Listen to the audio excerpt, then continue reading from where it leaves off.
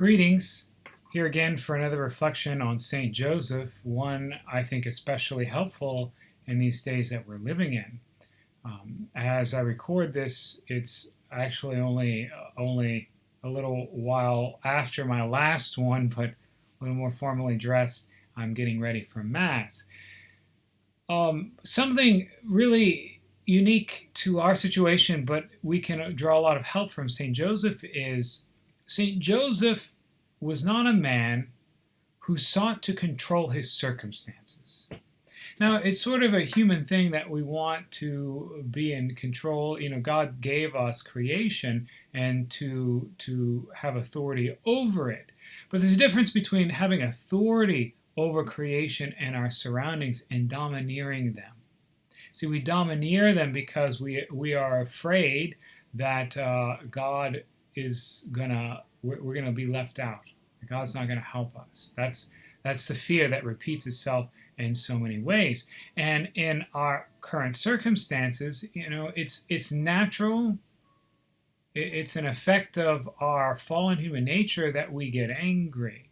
So I've said before, anger is an emotion. It's not sinful, but that doesn't mean we can't have distorted emotions. Our emotions can lie to us or see incorrectly the situation. So it is sort of natural that many people feel angry. Like anytime any legislator, governor, person in authority makes any choice, they're going to be people who are upset or offended by that. What I mean to address to you isn't what we think about that situation. It's how did St. Joseph respond to similar situations? So we look at Joseph as a man who didn't try to control. He did respond, or we might say he did respond, he didn't react. A lot of times when we react, we shoot from the hip, we're just sort of angry and go with how we feel. That is, for the people my age and younger, that's sort of like the modus operandi. Like that's the way that people operate. I feel that it's wrong, and therefore it's wrong. Well, the reality is sometimes we feel very strongly, and yet we are in fact very wrong. For this reason, we always humble ourselves before the Lord because He's the only one that we know is always correct. So with that, let's look at St. Joseph. So this is from the Gospel of Luke, where we especially see the infancy narrative. I'm going to have to flip. I lost my place. But in the Gospel of Luke is the infancy. Well, we have the infancy narrative in many of the Gospels, but especially in Luke, it's a little bit more extended. And in Luke's Gospel, therefore, we hear about the census. So here we are. Luke, the Gospel according to Luke chapter 2. In those days, a decree went out from Caesar Augustus that all of the world should be enrolled. This was the first enrollment when Quirinius was governor of Syria, and all were to be enrolled, each to his own city. And Joseph also went up from Galilee, from the city of Nazareth to Judea, to the city of David, which is called Bethlehem. And he was, because he was of the house and lineage of David, to be enrolled with Mary, his betrothed, who was with child. And while they were there, the time came for her to be delivered, and she gave birth to her firstborn son, wrapped him in swaddling clothes, and laid him in a manger, because there was no place for them at the inn. So we see Joseph is a man who respects the law. Now, I know it's hard. I'm not going to say that I haven't ever been without my difficulties, or I don't even at this present moment at times feel anger or difficulties with following what we're being asked. I mean, again, part of that is just our human nature that wants to rebel, that I know better. But we see in Joseph, the man of God, the gospel calls him righteous. I'm forgetting, I think it's in Luke's gospel, they call him a righteous man, but actually several of them. But righteous in the gospel is sort of meaning without sin. A very extraordinarily holy person. It's not thrown around lightly, this term. So Joseph is a just and holy man. And think about it. He and Mary have prepared very well their home.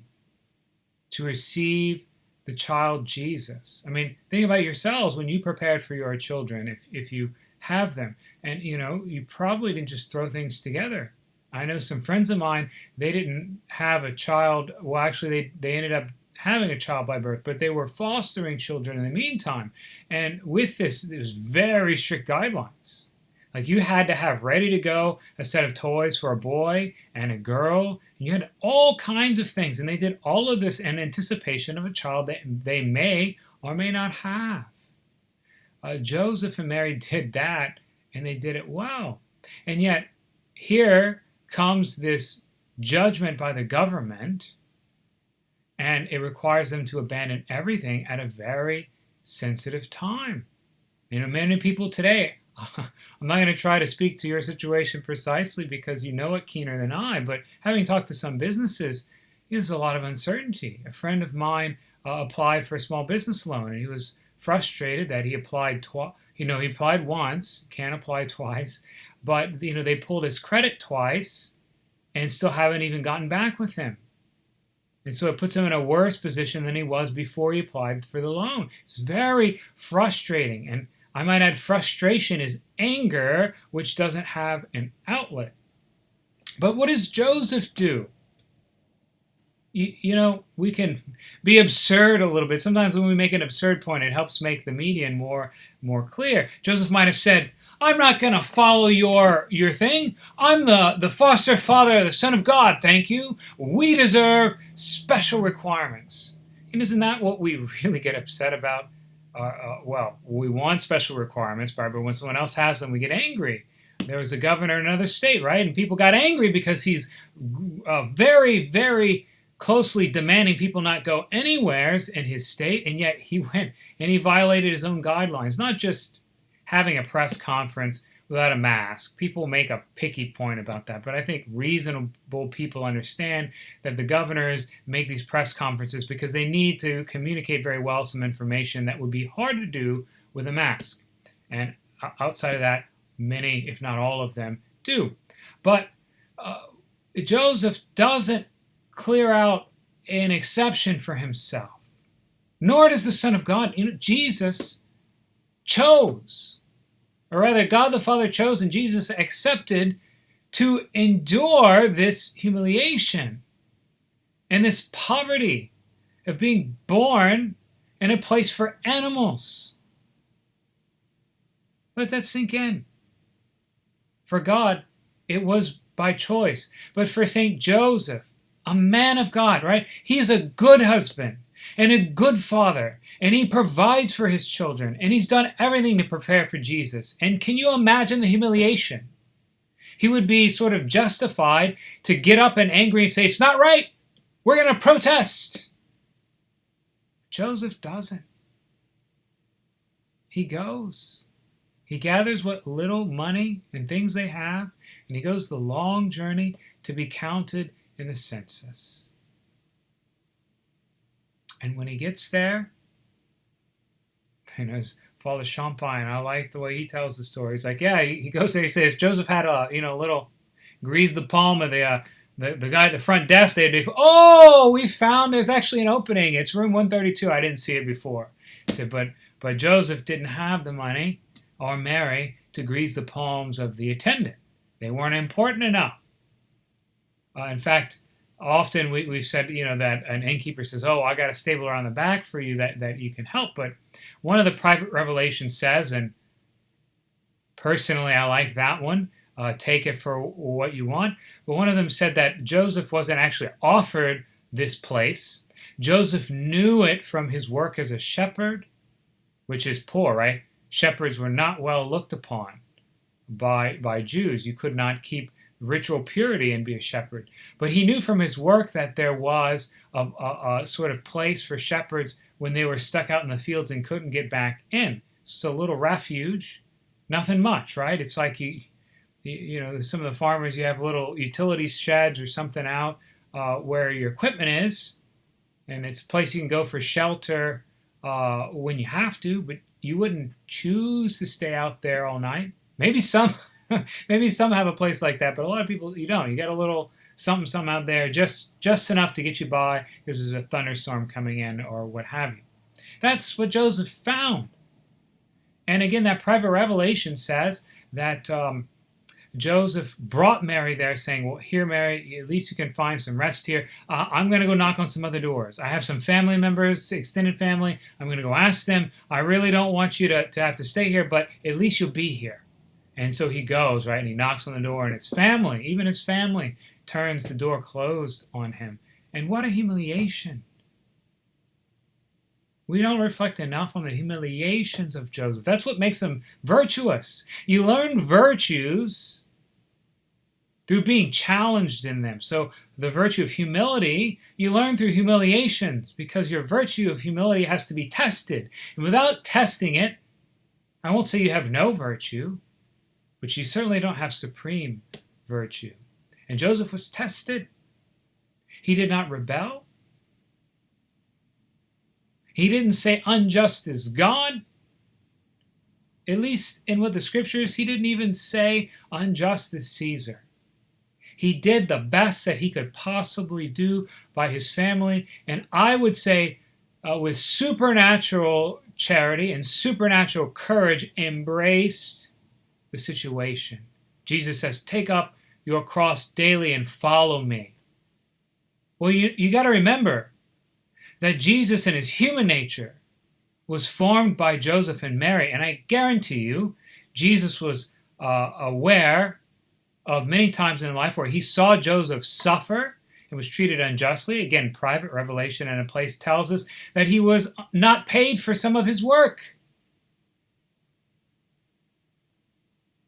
And Jesus observed that Joseph did not get unjustly angry. In fact, he gave up to some degree some just claims because he thought it was the right path before God. And Jesus observed this. Now, we could say, well, of course, Jesus is God. Yes, it's true, but don't forget that Jesus took upon himself a human nature, which had to learn, right? Jesus was not born from the womb knowing how to cut wood and do the technical knowledge of Joseph. He didn't. He had to learn. He had to practice. He had to humble himself to learn. And he learned that from Joseph, the man of God. So as we suffer through these situations, some more than other, and I might actually even suggest for those of you who don't feel that you're supremely suffering, make an act of faith and of courage and of charity to embrace in a deeper way, and I'm challenging myself, pray for me, because I'm challenging myself in saying this to you, to embrace in a deeper way these things that we're called upon to do, as long as they're not sinful, and none of them are, that we empty ourselves of our pride some more and do what we are being asked. Yes, it may be that our sinfulness brought this upon us. Yes, that it may be because our lack of faith in a country, leads fear. I think our governor and everyone's trying to act on the best science they have, but I think it's a fair criticism to say that our fear colors our view of science. I don't think that's unreasonable. But what I'm saying to you is, even knowing that, if we humble ourselves in the name of the Lord to embrace that cross, first for love of God and then of my neighbor, and loving my neighbor, if nothing else, then I endure the suffering so that they can be saved. We would be then imitators not only of St. Joseph, and he will be our sure help in this, but we would also be imitators of Jesus. And how beautiful and great it is. So I don't know about you, but I will continue to call upon St. Joseph, and I do every time when I find sort of my nature come against difficulties when keeping up with my office. My office as a priest, that's an office I hold in the church. It's an ontological state I have because it's a sacrament, right? And there's responsibilities that go with it. There's even more that go with being a pastor, and that presents difficulties. And when I have a conflict there, where my ire gets raised up, sometimes justly, sometimes not justly, I often go to Joseph and I say, Joseph, you understand what it means to be a man under authority. You know what it means to be a man who is in a rock and a hard place, but you always submitted yourself to God, and in faith you acted. Help me. Help us.